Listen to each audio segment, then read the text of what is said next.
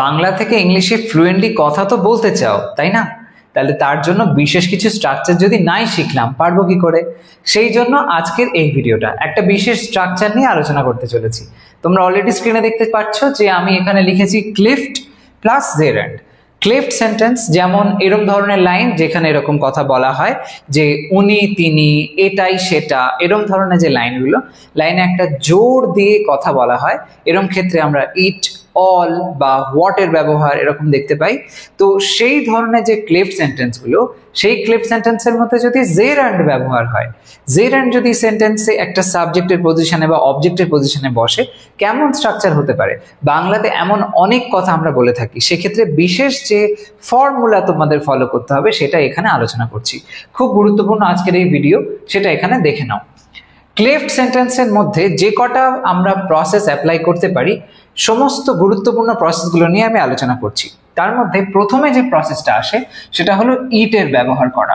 এই ইট দিয়ে যখন ক্লিফট সেন্টেন্স হয়, তার মধ্যে যদি দেখি জেরান্ড অ্যাপ্লাই হচ্ছে, তাহলে যে স্ট্রাকচারটা দাঁড়ায় সেটা এখানে তোমরা দেখতে পাচ্ছ, আমি লিখে দিয়েছি।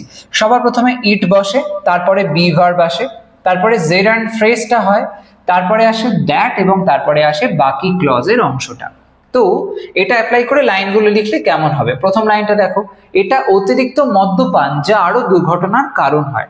মানে অতিরিক্ত মদ্যপানের কারণে দুর্ঘটনা বাড়ছে, সেই বিষয়টা বলা হলো, এটাকে জোর দিয়ে বলা হয়েছে, তাই এরকম ভাবে এটা অতিরিক্ত মদ্যপান এরকম ভাবে বলা হয়েছে। লেখা যাক, সবার প্রথমে এটা অর্থে ইট দেব। তো ইট ক্লিফট, প্রথমে ইট ব্যবহার করতে হবে, সেটা লিখলাম। তারপরে বলা হয়েছে বি ভার্ব আসবে, যেটা বলা হলো এটা যেহেতু বর্তমান কাল তাই জন্য ইজ ব্যবহার করব। ইট ইজ অতিরিক্ত মদ্যপান, তার মানে এক্সেসিভ, অতিরিক্ত সেন্সে এক্সেসিভ মদ্যপান, মানে ড্রিঙ্ক করা থেকে ড্রিঙ্কিং করে দাও। ইট ইজ এক্সেসিভ ড্রিঙ্কিং যা আরো দুর্ঘটনার কারণ হয়। জেরান্ড ফ্রেজটা হয়ে গেল এক্সেসিভ ড্রিঙ্কিং, তারপরে আছে দ্যাট, লিখে দাও দ্যাট। তারপরে কি বলছে? ক্লজটা বসবে, বাকি ক্লজটা আরো দুর্ঘটনার কারণ হয়, দ্যাট কজেস আরো দুর্ঘটনা, মোর অ্যাক্সিডেন্টস। তাই তো? তাহলে কোনটা অ্যাক্সিডেন্ট ঘটায়? না, এক্সেসিভ ড্রিঙ্কিংটা। এইটাই হলো মূল কথা, এক্সেসিভ ড্রিঙ্কিং কজেস মোর অ্যাক্সিডেন্টস।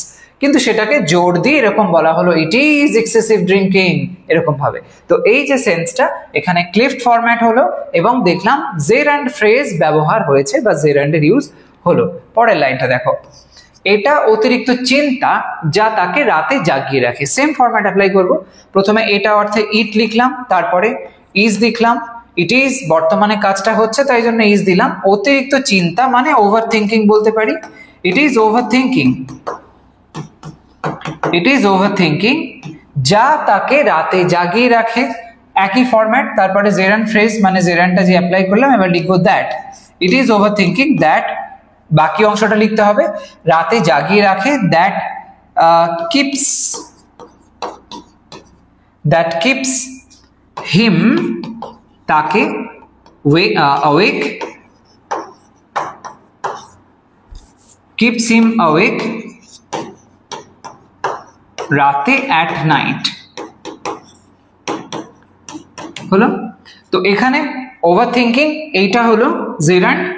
তো লাইনটা যদি আমরা ছোট করে দেখতে চাই তাহলে হবে over thinking keeps him awake at night, তাই তো? কিন্তু জোর দেওয়া হলো ইট ইজ ওভার থিঙ্কিং, এটা ওভার থিঙ্কিং ছাড়া আর কিছু নয়, জোর দিয়ে বলা হচ্ছে। পরেরটা, এটা দেরি করে কাজ করা যা তাকে সবচেয়ে ক্লান্ত করে।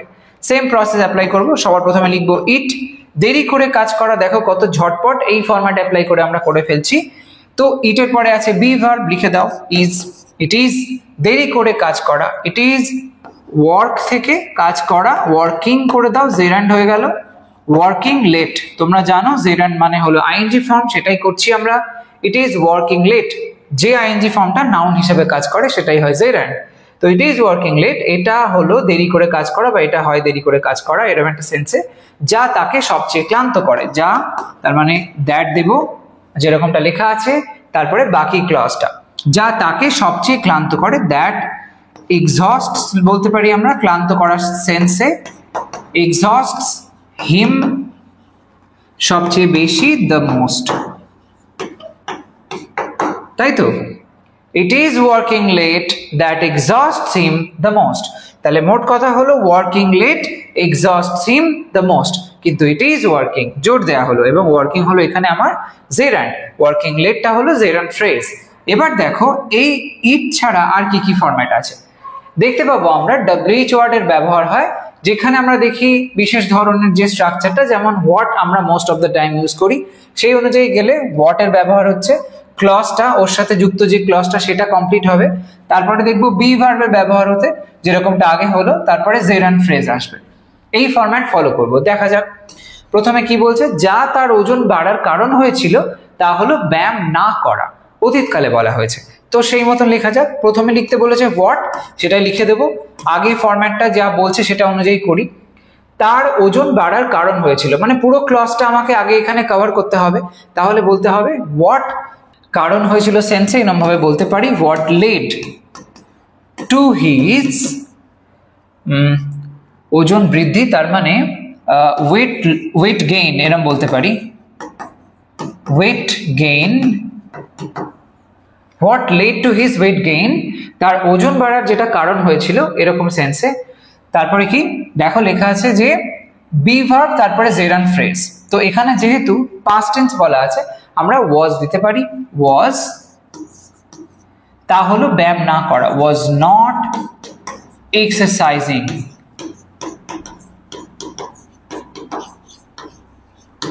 রাইট? তো এইখানে কি দাঁড়ালো বিষয়টা, what led to his weight gain was not exercising. তো নট এক্সারসাইজিং এটা হলো জেরান্ড ফ্রেজটা। এটা যদি আমরা লাইনটাকে ছোট করে বলতে যাই, বিষয়টা এরকম দাঁড়াচ্ছে যে not exercising led to his weight gain, তাই তো? কিন্তু জোর দিয়ে এরকম ওয়ার্ড দিয়ে বলা হলো।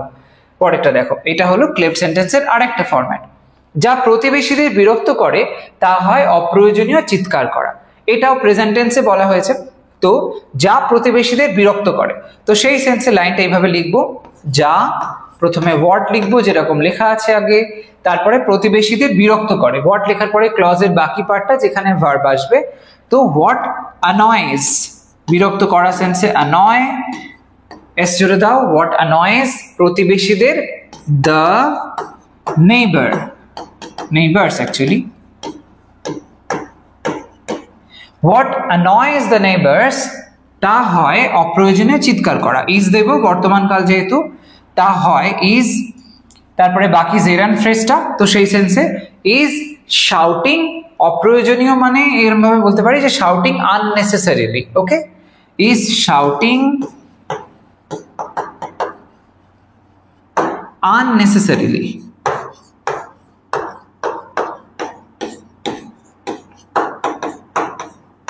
is shouting unnecessarily। তো এই যে what annoys the neighbors is shouting unnecessarily, এখানে এই যে শাউটিং এটা হলো জেরান্ড, এখান থেকে বাকি পুরো পার্টটা হলো জেরান্ড ফ্রেজ। আমরা এটা শর্টে এইভাবে বলতে পারি যে shouting unnecessarily annoys the neighbors, right? এইটা হলো কথা। পরেরটা দেখো, যা তাকে সত্যিকারের সুখ দিয়েছিল তা ছিল অন্যদের সাহায্য করা। এই লাইনটার মধ্যেও আমরা অতীতকালের ব্যবহার দেখছি।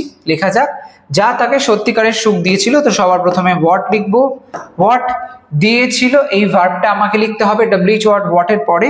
হোয়াট গেভ দিয়েছিল তাকে হার সত্যিকারের সুখ, ট্রু, ট্রু হ্যাপিনেস বলতে পারি। What gave her true happiness তা ছিল, এবার আসছে বি ভার্ব ওয়াজ, অতীতকাল তাই, অন্যদের সাহায্য করা, হেল্পিং আদার্স। দেখতে পেলে কিভাবে ফরম্যাটটাকে আমরা জাস্ট ফলো করে এইভাবে লাইনটাকে অতি সহজে করতে পারছি। Was helping others, what gave her true happiness was helping others. তাহলে helping others gave her true happiness, এইটা হলো মোটমাট কথা। এবং এখানে এই হেল্পিংটা হলো gerund, helping others gerund phrase. Next ওয়ানটা দেখো, এবার যে ফরম্যাটটা আসছে এই হোয়াট ব্যবহারে দেখবো, কিন্তু এটা সিউডো ফরম্যাটে আছে, অর্থাৎ এই যে সিউডো লেখা আছে মানেটা হলো এখানে আমরা ঠিক সবার প্রথমে হোয়াটটাকে দেখতে পাবো না, কিন্তু লাইনের মধ্যেও আছে, অন্য জায়গায় লুকিয়ে আছে। এটাও হলো এক ধরনের ক্লেফট ফরম্যাট, যেটা কিনা আর কি আমাদেরকে বুঝে নিতে হবে। এরকম ধরনের বিশেষ ফরম্যাট, এটাকে সিউডো এই জন্য বলা হচ্ছে কারণ এটাকে দেখে তুমি এক চান্সে বুঝতে পারবে না এটা ক্লেফটের ফরম্যাটে আছে, ছদ্ম রূপে আছে যেন, এরকম সেন্সে। তো দেখো স্ট্রাকচার এখানে যেটা হচ্ছে আমরা ঠিক উল্টোটা করব, যেটা করলাম তার উল্টোটা। সবার প্রথমে জেরান ফ্রেজটা আসবে, তারপরে বি ভার্ব দেবো, তারপরে হোয়াট দেবো এবং তারপরে ক্লজটা যেটা ভার্ব দিয়ে শুরু হবে। ওকে, লেখা যাক নিয়মিত টাকা জমানোই শান্তি আনে। তাহলে লেখা যাক সেইভাবে, প্রথমে জেরান ফ্রেজ নিয়মিত টাকা জমানোই, জমানো মানে সেভ করা, তো সেভিং মানি, নিয়মিত মানে রেগুলারলি, রাইট? সেভিং মানে রেগুলারলি, নিয়মিত টাকা জমানোই কি করে? শান্তি আনে। সেভিং মানি রেগুলারলি, তারপরে কি বলা হয়েছে? বি ভার্ব, প্রেজেন্ট টেন্সে বলা হচ্ছে তাই ইজ, তারপরে বলা হয়েছে হোয়াট, তাই জন্য হোয়াট লিখবো, ইজ হোয়াট। তারপরে ক্লজের বাকি অংশটা শান্তি আনে, তার মানে আনা সেন্সে ব্রিং, তার সাথে এস জুড়ে দাও, ব্রিংস পিস, রাইট?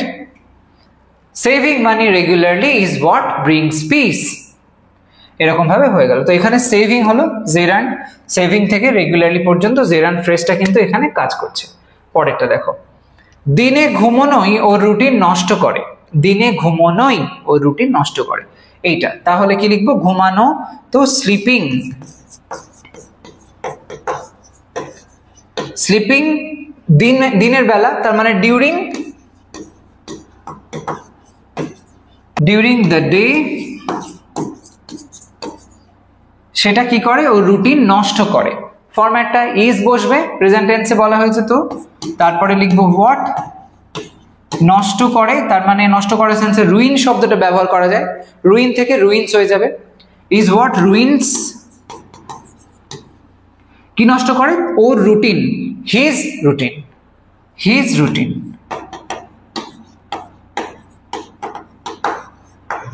দিলাম, ঠিক আছে? তো এখানে স্লিপিং ডিউরিং দ্য ডে, তো স্লিপিং এখানে জেরান্ড হলো। পরেরটা দেখো, নিজেকে অন্যের সঙ্গে তুলনা করাই আত্মবিশ্বাস নষ্ট করে, নিজেকে অন্যের সঙ্গে তুলনা করাই আত্মবিশ্বাস নষ্ট করে। সেম ফরম্যাট, লেখা যাক অন্যের সঙ্গে তুলনা করাই, এইটা হলো আমার জেরান্ড। তাহলে তুলনা করা সেন্সে লিখবো কম্পেয়ার, কম্পেয়ারিং করতে হবে, কম্পেয়ারিং নিজেকে, yourself, অন্যের সাথে টু দিতে হবে, তারপরে লিখবো others. Comparing yourself to others আত্মবিশ্বাস নষ্ট করে, এই কথাটা লিখতে হবে। তো তার আগে আছে ইজ, দেব হোয়াট, প্রেজেন্ট টেন্স যেহেতু তাই ইজ লিখছি। Comparing yourself to others is what আত্মবিশ্বাস নষ্ট করে, নষ্ট করে সেন্সটা আগেও আমরা নষ্ট করে অর্থে লিখেছিলাম রুইন, এবার আমরা লিখতে পারি ধরো okay fine, is what kills ব্যবহার করি, কিলস, কিলস কনফিডেন্স, এটা বেটার সাউন্ড করবে এখানে, kills confidence. Okay, comparing yourself to others is what kills confidence. তো এরকম ভাবে হয়ে গেল এখানে comparing yourself to others, এইটা হলো জেরান্ড ফ্রেজটা, comparing এখানে জেরান্ড হয়েছে, হলো। পরেরটা দেখো, এবার যে বিশেষ স্ট্রাকচারটা আমরা দেখব এটা হলো অল ক্লেফট, যেরকম WH ওয়াট আসবে সেরকম অল দিয়ে, অল দিয়ে ফরম্যাটটা কিরকম হয় দেখো, অল বসে, তারপরে সাবজেক্ট আসে, ভার্ব আসে, আসে বি ভার্ব, তারপরে আসে জেরান্ড ফ্রেজটা শেষের দিকে। ওকে, তো সেই অনুযায়ী গেলে যা সব ওরা উপভোগ করে তা হয় ভিডিও গেম খেলা, যা সব ওরা উপভোগ করে তা হয় ভিডিও গেম খেলা। তো সেই মতন লাইনটা লিখলে সবার প্রথমে অল বলা হয়েছে, লেখা যাক অল, তারপরে যা সব সেন্সেই আমরা অল লিখে দিলাম, এই টোটাল বিষয় যেটা রয়েছে এই অর্থে কিন্তু অল আসলো। তো যা সব হয়ে গেল অল, ওরা উপভোগ করে, দে সাবজেক্ট হলো, তারপরে ভার্ব এনজয়, উপভোগ করা সেন্সে দিলাম, প্রেজেন্ট টেন্সে আছে সিম্পল প্রেজেন্ট, তা হয় ভিডিও গেম খেলা।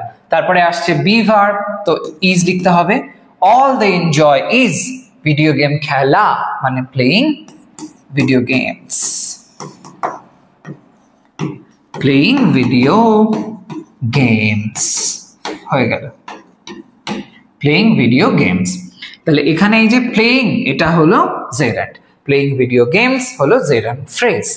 এইভাবে এখানে হলো। পরেরটা দেখো, যা সব তুমি ভালোবাসো তা হয় অজুহাত বানানো। তো সেম ফরম্যাট, যা সব সেন্সে কি লিখবো, অল। তুমি ভালোবাসো মানে ইউ, সাবজেক্ট আসলো, তারপরে আসছে ভার্ব, ভালোবাসো তার মানে you love, all you love, তা হয় অজুহাত বানানো। তো ইজ দেব, বি ভার্ব, তারপরে আসছে জেরান্ড ফ্রেজ। তো অজুহাত বানানো মানে বলবো মেক এক্সকিউজ, তো সেটা এক্সকিউজ বা এক্সকিউজেস, মেক থেকে করে দেবো মেকিং, হয়ে যাবে জেরান্ড, ইজ মেকিং এক্সকিউজেস। হলো, all you love is making excuses। তাহলে মেকিং এক্সকিউজেস এটা এখানে নাউন সেন্সে কাজ করছে, এই মেকিংটা হলো সেই জেরান্ড ফর্ম। পরেরটা, যা সব ও এড়িয়ে চলে তা হয় সত্যের মুখোমুখি হওয়া। সেম ভাবে লিখবো, যা সব সেন্সে অল, ও এড়িয়ে চলে হি অ্যাভয়েডস, অল হি অ্যাভয়েডস, তা হয় সত্যের মুখোমুখি হওয়া। অল হি অ্যাভয়েডস ইজ দাও, একইভাবে তারপরে লেখো জেরান্ড ফ্রেজটা, সত্যের মুখোমুখি হওয়া, ইজ ফেসিং, ইজ ফেসিং, সত্যের মুখোমুখি মানে হচ্ছে the truth, is facing the truth, right. All he avoids is facing the truth. তাহলে ফেসিং এখানে জেরান্ড হলো, নাউন সেন্সে কাজ করছে, ফেসিং দ্য ট্রুথ একটা নাউন ফ্রেজ হয়ে গেল। এবার নেক্সট যে ফরম্যাটটা আছে সেটা লক্ষ্য করো। এটা দেখো, অল ক্লেফট যেটা লিখলাম ওইটারই হলো মানে আরেকটা রূপ, যেরকমটা ডব্লিউএইচ এর ক্ষেত্রে দেখেছিলাম সিউডো, এখানেও একটা সিউডো ফরম্যাট আছে ছদ্ম রূপে। সেটা কিরকম ধরনের দেখো, এখানে যে ফরম্যাটটা হচ্ছে ঠিক ডব্লিউএইচ এর ক্ষেত্রে যেরকম হলো মানে হোয়াট এর ক্ষেত্রে উল্টো হয়ে গেল, সেম এখানে সবার প্রথমে আসছে জেরান্ড ফ্রেজটা, তারপরে আসছে বি ভার্বটা, তারপরে অল, তারপরে সাবজেক্ট, তারপরে আসছে ভার্ব। এই অনুযায়ী লাইনটা লিখতে হবে। লেখা যাক, প্রতিদিন পড়াই আমার একমাত্র আনন্দ। প্রতিদিন পড়াই আমার একমাত্র আনন্দ। তো প্রতিদিন পড়াই জেরান্ড ফ্রেজ, পড়া সেন্সে লিখবো রিড থেকে রিডিং করে দেব, রিডিং প্রতিদিন, এভরিডে। আমার একমাত্র আনন্দ, রিডিং এভরিডে, জেরান্ড ফ্রেজ করলাম। এবার আসছে বি ভার্ব, তাহলে প্রেজেন্ট টেন্সে যেহেতু বলছি ইজ দেব, অল দিতে হবে, তারপরে ইজ অল, তারপরে আছে সাবজেক্ট, সাবজেক্ট হলো কি আমি, তাহলে আই, ইজ অল আই, একমাত্র আনন্দ মানে আমি আনন্দ উপভোগ করি, এটা লিখতে হবে, ইজ অল আই এনজয়, এরকম ভাবে লিখতে পারো। বাংলা লাইন এরকম হলেও ইংলিশে লাইনটা আমরা এই ফরম্যাটে করতে পারি, reading everyday is all I enjoy, এরকম ভাবে। পরেরটা, তোমায় ভারতের হয়ে খেলতে দেখাই আমার একমাত্র চাওয়া। এখানেও সেম ভাবে হবে, তোমায় ভারতের হয়ে খেলতে দেখাই, এইটা হলো আমার জেরান্ডের ফরম্যাট। এখানে লিখবো দেখা সেন্সে ওয়াচ থেকে আইএনজি, ওয়াচিং, তোমায়, ওয়াচিং ইউ, তোমায় ভারতের হয়ে খেলতে দেখা, ওয়াচিং লিখলাম কারণ টিভিতে দেখবো বা গ্যালারিতে বসে দেখবো সেরকম সেন্সে। Watching you play, watching you play, ভারতের হয়ে, তো এই সেন্সে ফর ইন্ডিয়া, ফর ইন্ডিয়া, আলাদাই একটা গর্বের বিষয়, তাই না? Watching you play for India আমার একমাত্র চাওয়া, ইজ, তারপরে কি করব, অল লেখা আছে, লিখে দাও অল, আমার চাওয়া, আমি চাই, all I want, is all I want, watching you play for India is all I want, এরকম ভাবে। পরেরটা, একটু বিশ্রাম নেওয়াই ছিল আমার একমাত্র চাওয়া, একটু বিশ্রাম নেওয়াই ছিল আমার একমাত্র চাওয়া, এরকম ভাবে লেখো লাইনটা। এটা পাস্টে দেখো লেখা হচ্ছে, আগেরটা কিন্তু প্রেজেন্টে ছিল, তার প্রথমেরটা প্রেজেন্টে, তারপরে শেষেরটা আছে কিন্তু পাস্টে। একটু বিশ্রাম নেওয়াই ছিল, তো বিশ্রাম নেওয়া তার মানে রেস্ট লিখতে পারি আমরা, তার সাথে আইএনজি জুড়ে দেবো, রেস্টিং, একটু, a bit, resting a bit, তারপরে আসছে বি ভার্ব। এখানে যেহেতু পাস্ট টেন্স আমরা ওয়াজ লিখতে পারি, ওয়াজ অল আমার একমাত্র চাওয়া, চাওয়া ছিল, অল আই ওয়ান্ট থেকে হয়ে যাবে wanted, was all I wanted, resting a bit was all I wanted। তাহলে এখানে রেস্টিং হলো জেরান্ডটা এবং রেস্টিং আ বিট এটা হলো সেই জেরান্ড ফ্রেজটা। আগের লাইনে হয়েছে ওয়াচিংটা জেরান্ড, তার আগে হয়েছে রিডিংটা জেরান্ড, এরকম ভাবে দেখতে পেলে জেরান্ড কিভাবে এই ক্লেফট সেন্টেন্স গুলো গঠন করতে সাহায্য করে। সব রকমের ক্লেফট সেন্টেন্সের ফরম্যাট আমি এখানে আজকে আলোচনা করলাম, যেগুলো মোস্ট অফ দ্য টাইম আমরা দেখি। এই বিশেষ ধরনের স্ট্রাকচারগুলো তোমরা ইউজ করো, জেরান্ড ইউজ করো যেভাবে আমি বললাম। আর এই ক্লেফটের উপরে যদি আরো কনফিউশন থাকে, এই রিলেটেড অনেক ভিডিও আমি এর আগে করেছি, সেগুলো চেক করে নিও। আমি কমেন্ট সেকশনে পুরো প্লেলিস্টের যে আর কি ওয়েব অ্যাড্রেসটা সেটা দিয়ে দিয়েছি। আজ তবে এইটুকুই থাকলো। সবাই ভালো থেকো, সুস্থ থেকো, চ্যানেলটাকে সাবস্ক্রাইব করে রেখো, ভিডিওটাকে লাইক করো, শেয়ার করো সমস্ত বন্ধুদের মধ্যে। আর হ্যাঁ, আরেকটা কথা, তোমরা দেখবে হাইপ বলে একটা নতুন অপশন অ্যাড হয়েছে, সবার মনে হয় ফোনে হয়তো আসেনি, বেটা ভার্সন যেহেতু, কিন্তু যারা যদি দেখো ওই হাইপ অপশনটা ওখানে আছে, সেটা হাইপ করে দিও, তাহলে চ্যানেলে এই ভিডিওটা আরো সবার কাছে সঠিকভাবে পৌঁছে যাবে। ওকে, সবাই সুস্থ থাকো, বাই বাই।